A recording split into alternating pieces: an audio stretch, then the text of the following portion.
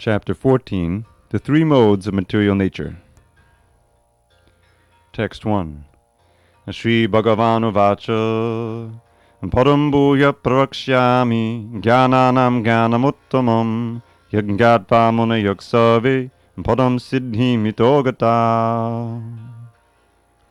The Supreme Personality of Godhead said, Again I shall declare to you the supreme wisdom, the best of all knowledge, knowing which all the sages have attained the supreme perfection.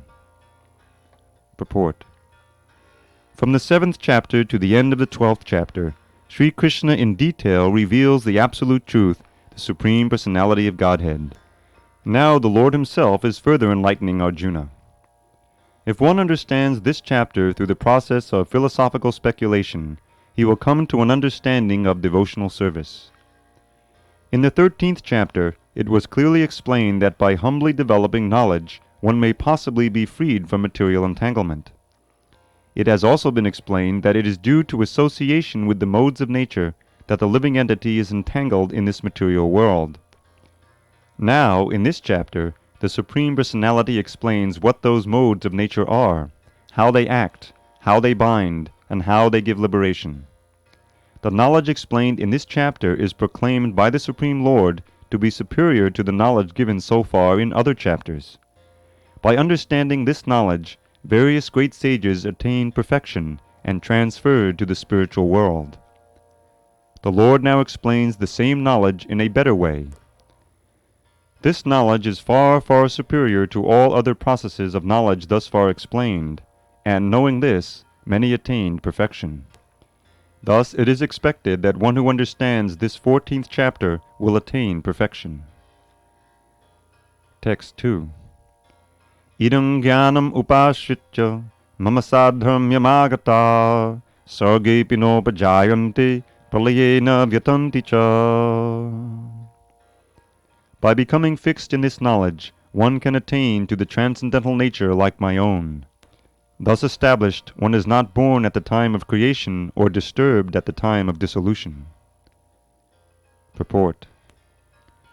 After acquiring perfect transcendental knowledge, one acquires qualitative equality with the Supreme Personality of Godhead, becoming free from the repetition of birth and death. One does not, however, lose his identity as an individual soul. It is understood from Vedic literature that the liberated souls who have reached the transcendental planets of the spiritual sky always look to the lotus feet of the Supreme Lord, being engaged in His transcendental loving service. So, even after liberation, the devotees do not lose their individual identities.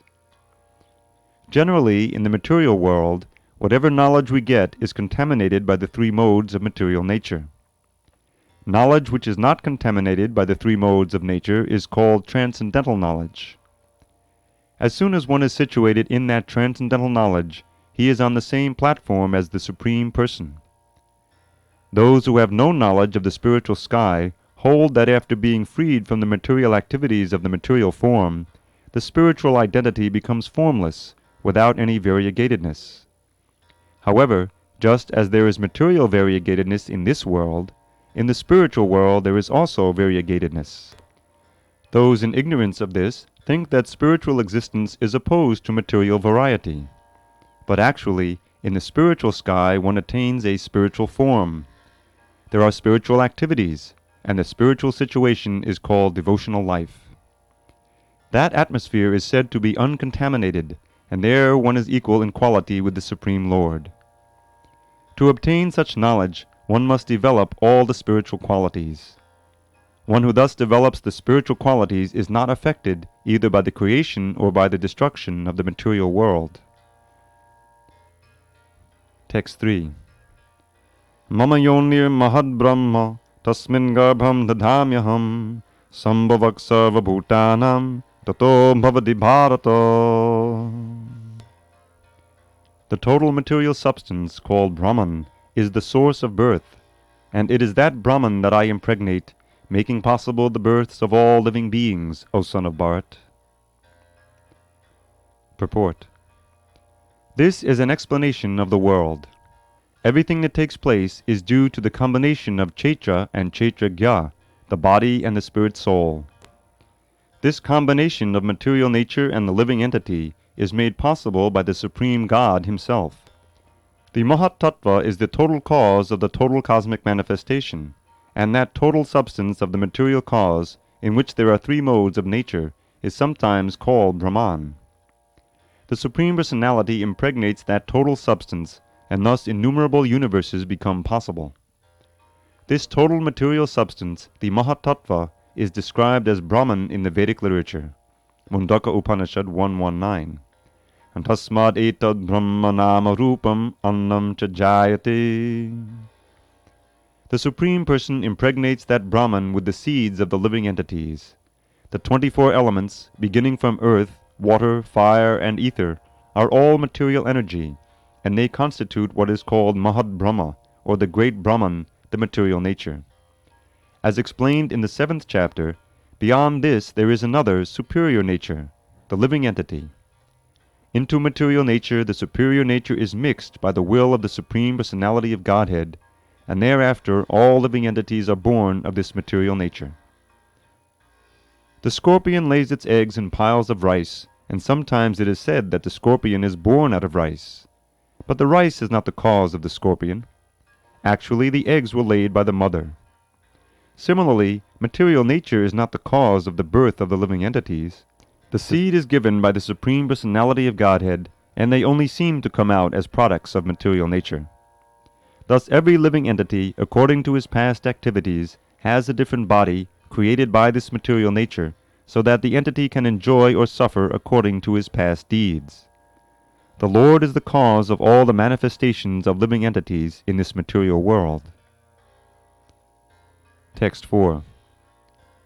Sarvayonisha Kaunteya Murtayak Sambhavanti Ya Tasam Brahma Mahadyonir Aham Bija Pradakpita. It should be understood that all species of life, O son of Kunti, are made possible by birth in this material nature, and that I am the seed-giving Father. Purport.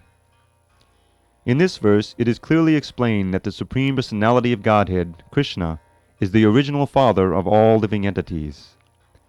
The living entities are combinations of the material nature and the spiritual nature. Such living entities are seen not only on this planet, but on every planet, even on the highest, where Brahma is situated. Everywhere there are living entities. Within the earth there are living entities, even within water and within fire. All these appearances are due to the mother, material nature, and Krishna's seed-giving process. The purport is that the material world is impregnated with living entities who come out in various forms at the time of creation according to their past deeds. Text 5. Sattvang rajas tamahiti guna prakriti sambhava nibadhandi mahabaho dehi dehanamavyayam. Material nature consists of three modes: goodness, passion, and ignorance. When the eternal living entity comes in contact with nature, O mighty-armed Arjuna, he becomes conditioned by these modes. Purport. The living entity, because he is transcendental, has nothing to do with this material nature. Still, because he has become conditioned by the material world, he is acting under the spell of the three modes of material nature. Because living entities have different kinds of bodies in terms of the different aspects of nature, they are induced to act according to that nature. This is the cause of the varieties of happiness and distress. Text 6. Tattva sattvam nirmalatvat prakashakamanamaham sukasangena badnati jnanasangena chanagha. O sinless one, the mode of goodness, being purer than the others, is illuminating, and it frees one from all sinful reactions. Those situated in that mode become conditioned by a sense of happiness and knowledge. Purport. The living entities, conditioned by material nature, are of various types. One is happy, another is very active, and another is helpless. All these types of psychological manifestations are causes of the entity's conditioned status in nature.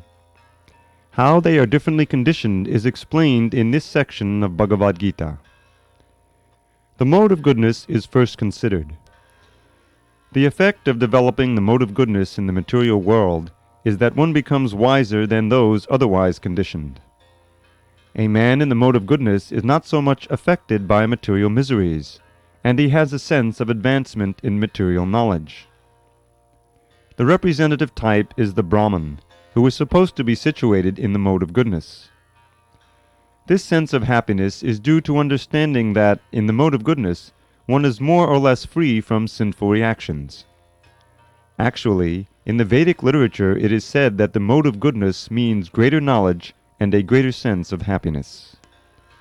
The difficulty here is that when a living entity is situated in the mode of goodness, he becomes conditioned to feel that he is advanced in knowledge and is better than others. In this way he becomes conditioned. The best examples are the scientist and the philosopher.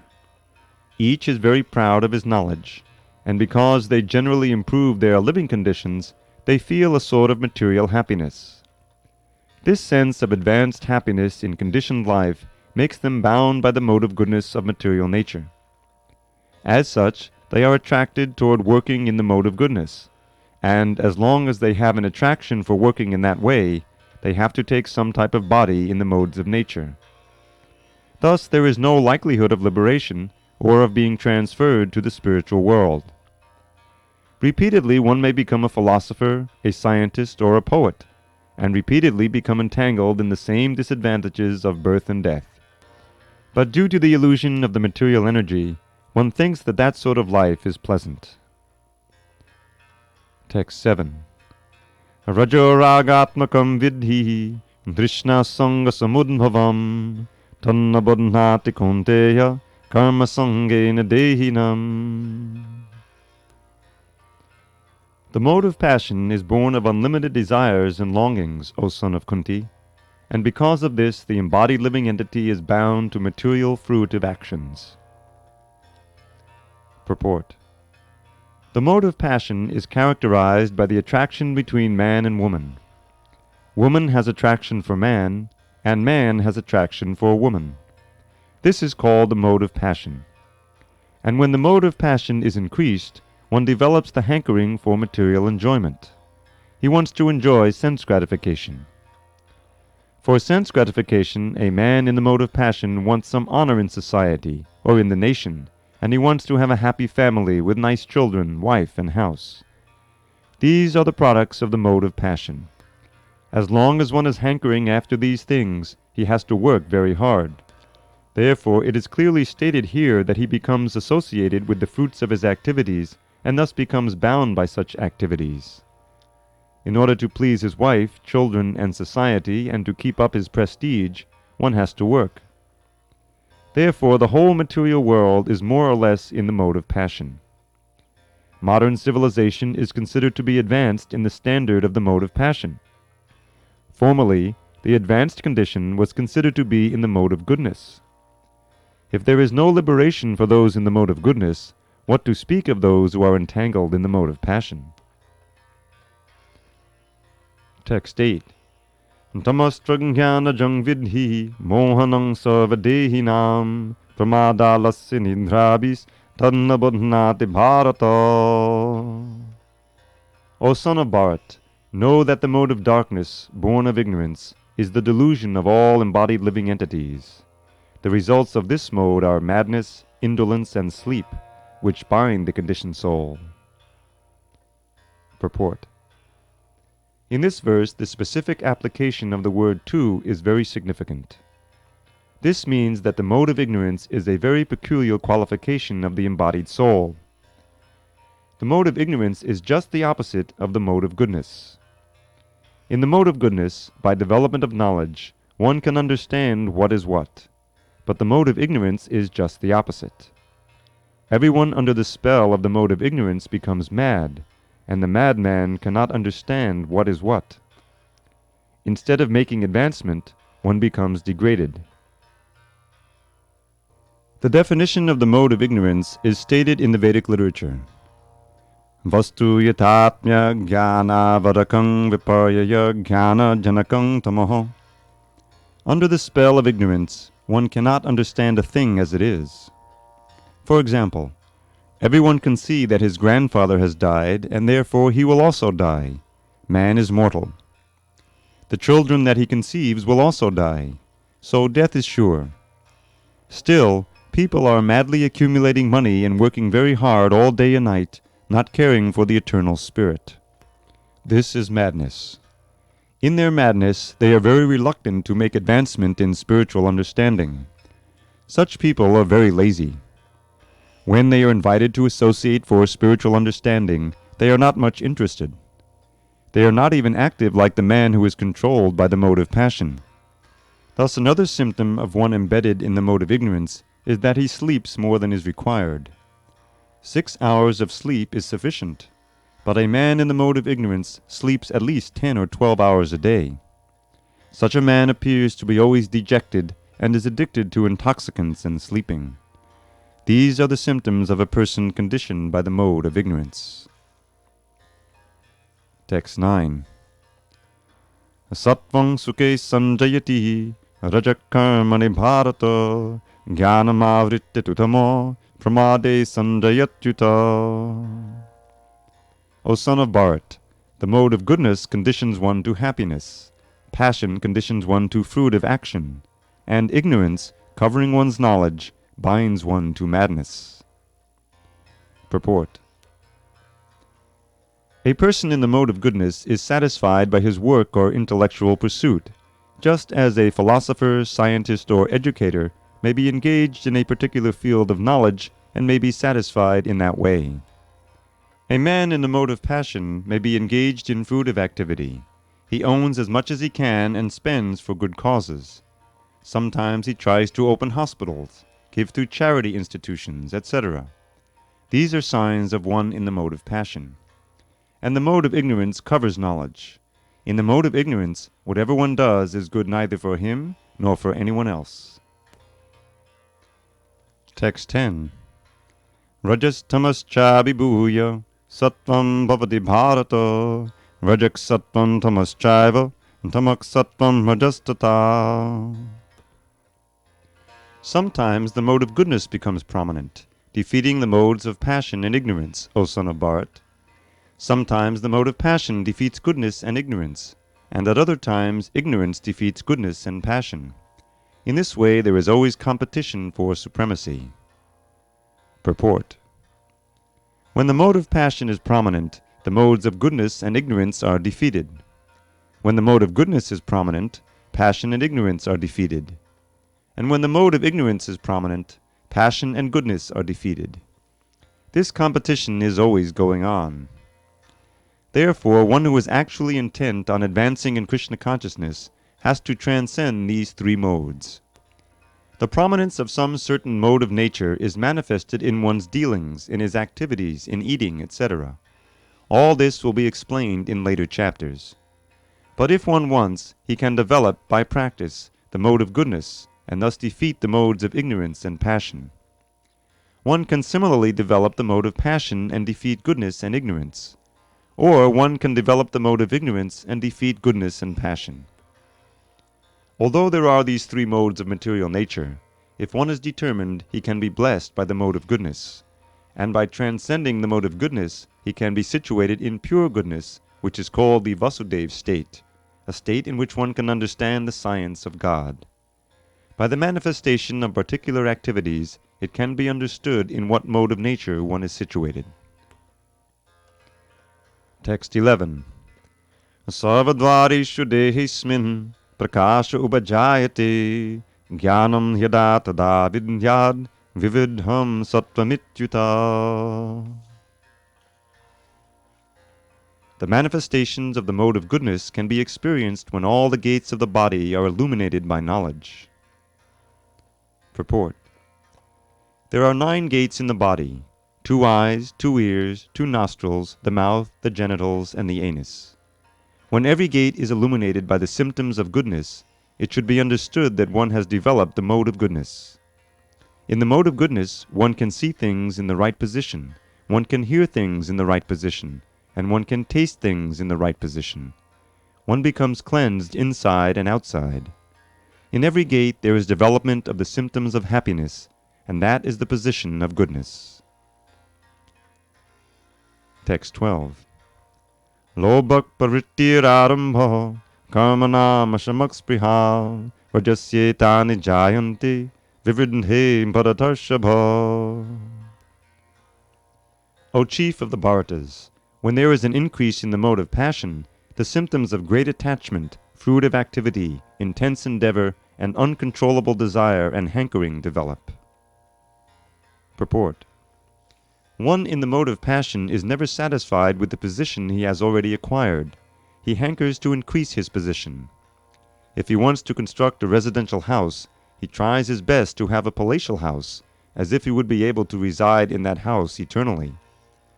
And he develops a great hankering for sense gratification. There is no end to sense gratification.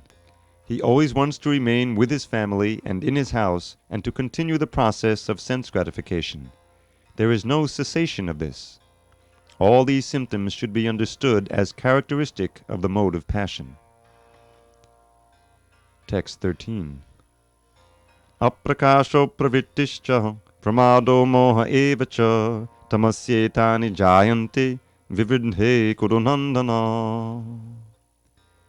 When there is an increase in the mode of ignorance, O son of Kuru, darkness, inertia, madness, and delusion are manifested. Purport. When there is no illumination, knowledge is absent. One in the mode of ignorance does not work by a regulative principle. He wants to act whimsically for no purpose. Even though he has the capacity to work, he makes no endeavor. This is called illusion.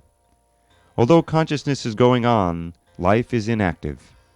These are the symptoms of one in the mode of ignorance. Text 14. Yada sattve pravidhetu pralayang yati dehabrit tadottama vedang lokan namalan patipadnyate. When one dies in the mode of goodness, he attains to the pure higher planets of the great sages. Purport. One in goodness attains higher planetary systems like Brahmaloka or Janaloka, and there enjoys godly happiness. The word amalan is significant. It means free from the modes of passion and ignorance. There are impurities in the material world, but the mode of goodness is the purest form of existence in the material world. There are different kinds of planets for different kinds of living entities. Those who die in the mode of goodness are elevated to the planets where great sages and great devotees live. Text 15.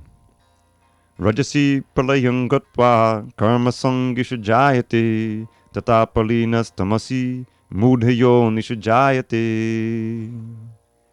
When one dies in the mode of passion, he takes birth among those engaged in fruitive activities. And when one dies in the mode of ignorance, he takes birth in the animal kingdom.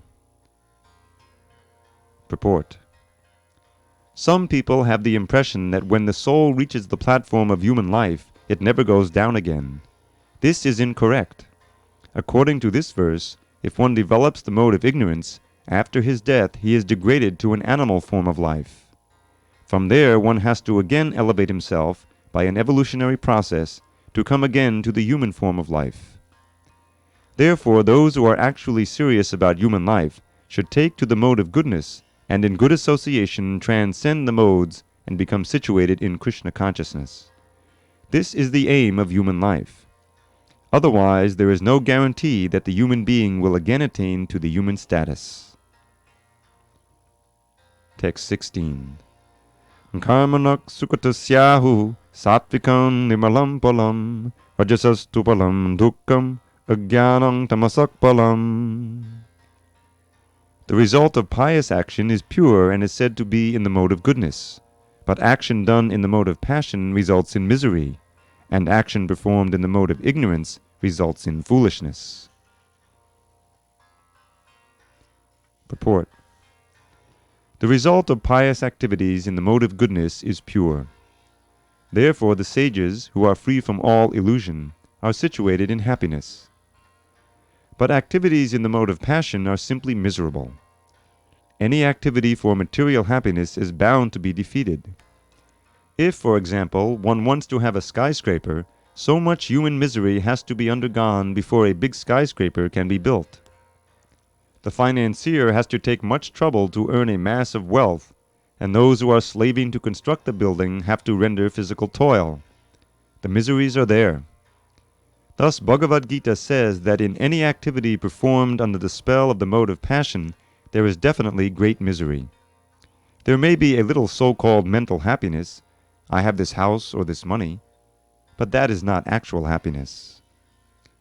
As far as the mode of ignorance is concerned, the performer is without knowledge, and therefore all his activities result in present misery, and afterwards he will go on toward animal life.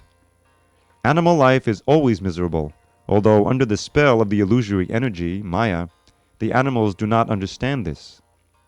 Slaughtering poor animals is also due to the mode of ignorance. The animal killers do not know that in the future the animal will have a body suitable to kill them. That is the law of nature. In human society, if one kills a man, he has to be hanged. That is the law of the state. Because of ignorance, people do not perceive that there is a complete state controlled by the Supreme Lord. Every living creature is a son of the Supreme Lord, and he does not tolerate even an ant's being killed. One has to pay for it. So indulgence in animal killing for the taste of the tongue is the grossest kind of ignorance. A human being has no need to kill animals, because God has supplied so many nice vegetarian things to eat. If one indulges in meat eating anyway, it is to be understood that he is acting in ignorance and is making his future very dark. Of all kinds of animal killing, the killing of cows is most vicious because the cow gives us all kinds of pleasure by supplying milk. Cow slaughter is an act of the grossest type of ignorance. In the Vedic literature, Rig Veda 9.464, the words Gobi Pranita Matsaram indicate that one who, being fully satisfied by milk, is desirous of killing the cow, is in the grossest ignorance.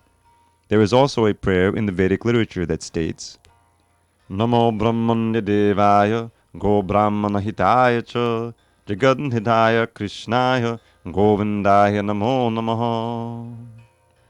My Lord, you are the well-wisher of the cows and the Brahmins, and you are the well-wisher of the entire human society and world. Vishnu Purana 1.1965. The purport is that special mention is given in that prayer for the protection of the cows and the Brahmins. Brahmins are the symbol of spiritual education, and cows are the symbol of the most valuable food. These two living creatures, the Brahmins and the cows, must be given all protection. That is real advancement of civilization. In modern human society, spiritual knowledge is neglected, and cow killing is encouraged. It is to be understood, then, that human society is advancing in the wrong direction and is clearing the path to its own condemnation. A civilization which guides the citizens to become animals in their next lives is certainly not a human civilization. The present human civilization is, of course, grossly misled by the modes of passion and ignorance. It is a very dangerous age, and all nations should take care to provide the easiest process, Krishna consciousness, to save humanity from the greatest danger. Text 17. Sattvat sanjayate jnanam rajaso lobha eva cha pramada moha tamaso bhavato jnanam eva cha. From the mode of goodness, real knowledge develops. From the mode of passion, greed develops. And from the mode of ignorance develop foolishness, madness, and illusion. Purport. Since the present civilization is not very congenial to the living entities, Krishna consciousness is recommended. Through Krishna consciousness, society will develop the mode of goodness. When the mode of goodness is developed, people will see things as they are. In the mode of ignorance, people are just like animals and cannot see things clearly. In the mode of ignorance, for example, they do not see that by killing one animal, they are taking the chance of being killed by the same animal in the next life. Because people have no education in actual knowledge, they become irresponsible. To stop this irresponsibility, education for developing the mode of goodness of the people in general must be there. When they are actually educated in the mode of goodness, they will become sober, in full knowledge of things as they are. Then people will be happy and prosperous. Even if the majority of the people aren't happy and prosperous, If a certain percentage of the population develops Krishna consciousness and becomes situated in the mode of goodness, then there is the possibility for peace and prosperity all over the world. Otherwise, if the world is devoted to the modes of passion and ignorance, there can be no peace or prosperity. In the mode of passion, people become greedy, and their hankering for sense enjoyment has no limit. One can see that even if one has enough money and adequate arrangements for sense gratification, there is neither happiness nor peace of mind. That is not possible, because one is situated in the mode of passion. If one wants happiness at all, his money will not help him. He has to elevate himself to the mode of goodness by practicing Krishna consciousness. When one is engaged in the mode of passion, not only is he mentally unhappy, but his profession and occupation are also very troublesome. He has to devise so many plans and schemes to acquire enough money to maintain his status quo. This is all miserable. In the mode of ignorance, people become mad. Being distressed by their circumstances, they take shelter of intoxication, and thus they sink further into ignorance. Their future in life is very dark. Text 18. Urdvam gachanti sattvasta, madhye tishtanti rajasa, jaganyaguna vrittista, adho gachanti tamasa. Those situated in the mode of goodness gradually go upward to the higher planets. Those in the mode of passion live on the earthly planets, and those in the abominable mode of ignorance go down to the hellish worlds. Purport. In this verse, the results of actions in the three modes of nature are more explicitly set forth. There is an upper planetary system, consisting of the heavenly planets, where everyone is highly elevated. According to the degree of development of the mode of goodness, the living entity can be transferred to various planets in this system. The highest planet is Satyaloka or Brahmaloka, where the prime person of this universe, Lord Brahma, resides. We have seen already that we can hardly calculate the wondrous condition of life in Brahmaloka, but the highest condition of life, the mode of goodness, can bring us to this. The mode of passion is mixed. It is in the middle, between the modes of goodness and ignorance. A person is not always pure, but even if he should be purely in the mode of passion, he will simply remain on this earth as a king or a rich man. But because there are mixtures, one can also go down. People on this earth, in the mode of passion or ignorance, cannot forcibly approach the higher planets by machine. In the mode of passion, there is also the chance of becoming mad in the next life. The lowest quality, the mode of ignorance, is described here as abominable. The result of developing ignorance is very, very risky. It is the lowest quality in material nature. Beneath the human level, there are 8 million species of life, birds, beasts, reptiles, trees, etc. And according to the development of the mode of ignorance, people are brought down to these abominable conditions. The word tamasa is very significant here. Tamasa indicates those who stay continuously in the mode of ignorance without rising to a higher mode. Their future is very dark. There is an opportunity for men in the modes of ignorance and passion to be elevated to the mode of goodness, and that system is called Krishna consciousness. But one who does not take advantage of this opportunity will certainly continue in the lower modes. Text 19. Nanyam gunebhya kartaram yada drashtanupashyati gunebhyascha param veti madbhavam sodigacchati. When one properly sees that in all activities no other performer is at work than these modes of nature, and he knows the Supreme Lord, who is transcendental to all these modes, he attains my spiritual nature. Purport. One can transcend all the activities of the modes of material nature simply by understanding them properly by learning from the proper souls. The real spiritual master is Krishna, and he is imparting this spiritual knowledge to Arjuna. Similarly, it is from those who are fully in Krishna consciousness that one has to learn this science of activities in terms of the modes of nature. Otherwise, one's life will be misdirected. By the instruction of a bona fide spiritual master, A living entity can know of his spiritual position, his material body, his senses, how he is entrapped, and how he is under the spell of the material modes of nature. He is helpless, being in the grip of these modes, but when he can see his real position, then he can attain to the transcendental platform, having the scope for spiritual life. Actually, the living entity is not the performer of different activities. He is forced to act because he is situated in a particular type of body, conducted by some particular mode of material nature. Unless one has the help of spiritual authority, he cannot understand in what position he is actually situated. With the association of a bona fide spiritual master, he can see his real position, and by such an understanding he can become fixed in full Krishna consciousness.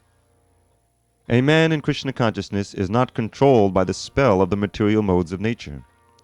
It has already been stated in the 7th chapter that one who has surrendered to Krishna is relieved from the activities of material nature. For one who is able to see things as they are, the influence of material nature gradually ceases. Text 20. Gunane tanatityatrim dehi deya samudbhavan janma mrityu jara dukkar vimuktom ritamashnute. When the embodied being is able to transcend these three modes associated with the material body, he can become free from birth, death, old age, and their distresses, and can enjoy nectar even in this life. Purport. How one can stay in the transcendental position, even in this body, in full Krishna consciousness, is explained in this verse. The Sanskrit word dehi means embodied. Although one is within this material body, by his advancement in spiritual knowledge, he can be free from the influence of the modes of nature. Such a person is sure to enjoy the happiness of spiritual life after death, because, after leaving this body, he is certainly going to the spiritual sky. But even in this body he can enjoy spiritual happiness. In other words, devotional service in Krishna consciousness is the sign of liberation from material entanglement, and this will be explained in the 18th chapter. When one is freed from the influence of the modes of material nature, he enters into devotional service. Text 21. Arjuna Huvacha Kailingaistrīn gunanetan Atito babati prabho Kemachara katang jaitang Trin gunan nadivartate. Arjuna inquired, O my dear Lord, by which symptoms is one known who is transcendental to these three modes? What is his behavior, and how does he transcend the modes of nature? Purport. In this verse, Arjuna's questions are very appropriate. He wants to know the symptoms of a person who has already transcended the material modes. He first inquires of the symptoms of such a transcendental person. How can one understand that he has already transcended the influence of the modes of material nature? The second question asks how he lives and what his activities are. Are they regulated or non-regulated? Then Arjuna inquires of the means by which he can attain the transcendental nature. That is very important. Unless one knows the direct means by which one can be situated always transcendentally, there is no possibility of showing the symptoms. So all these questions put by Arjuna are very important, and the Lord answers them. Text 22 to 25.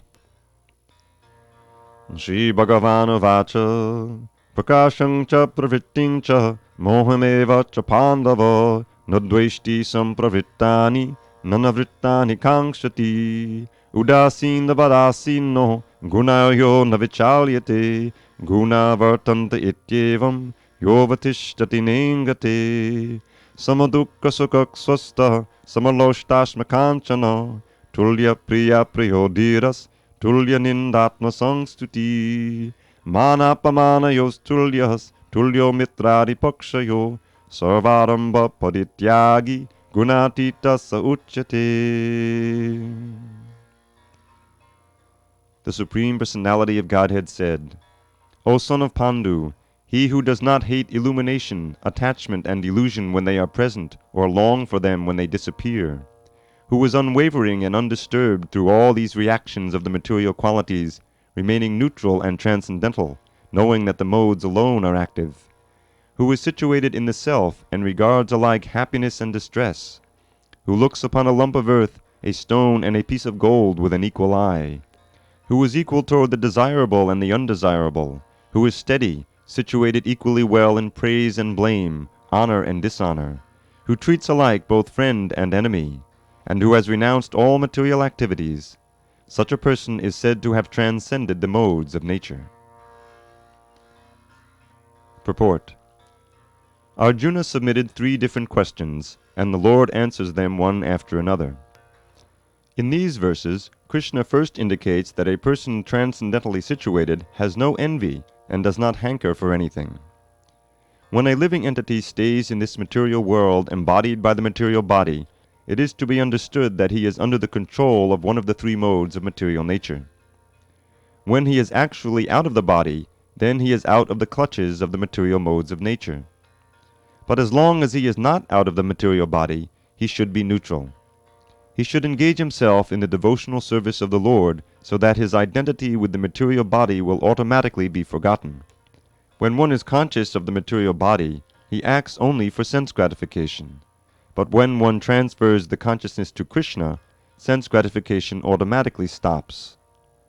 One does not need this material body, and he does not need to accept the dictations of the material body. The qualities of the material modes in the body will act, but as spirit soul, the self is aloof from such activities. How does he become aloof? He does not desire to enjoy the body, nor does he desire to get out of it. Thus, transcendentally situated, the devotee becomes automatically free. He need not try to become free from the influence of the modes of material nature. The next question concerns the dealings of a transcendentally situated person. The materially situated person is affected by so-called honor and dishonor offered to the body, but the transcendentally situated person is not affected by such false honor and dishonor. He performs his duty in Krishna consciousness and does not mind whether a man honors or dishonors him. He accepts things that are favorable for his duty in Krishna consciousness. Otherwise, he has no necessity of anything material, either a stone or gold. He takes everyone as his dear friend who helps him in his execution of Krishna consciousness, and he does not hate his so-called enemy. He is equally disposed and sees everything on an equal level because he knows perfectly well that he has nothing to do with material existence. Social and political issues do not affect him, because he knows the situation of temporary upheavals and disturbances. He does not attempt anything for his own sake. He can attempt anything for Krishna, but for his personal self he does not attempt anything. By such behavior one becomes actually transcendentally situated. Text 26. Mang te yo vyabhicharena bhakti yogena sevate sagunan samati jayatan brahma bhuyaya kalpate. One who engages in full devotional service, unfailing in all circumstances, at once transcends the modes of material nature and thus comes to the level of Brahman. Purport. This verse is a reply to Arjuna's 3rd question. What is the means of attaining to the transcendental position? As explained before, the material world is acting under the spell of the modes of material nature. One should not be disturbed by the activities of the modes of nature. Instead of putting his consciousness into such activities, he may transfer his consciousness to Krishna activities. Krishna activities are known as Bhakti Yoga, always acting for Krishna. This includes not only Krishna, but his different plenary expansions such as Rama and Narayan. He has innumerable expansions.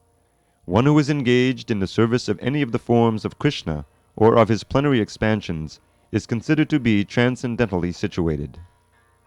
One should also note that all the forms of Krishna are fully transcendental, blissful, full of knowledge, and eternal. Such personalities of Godhead are omnipotent and omniscient, and they possess all transcendental qualities.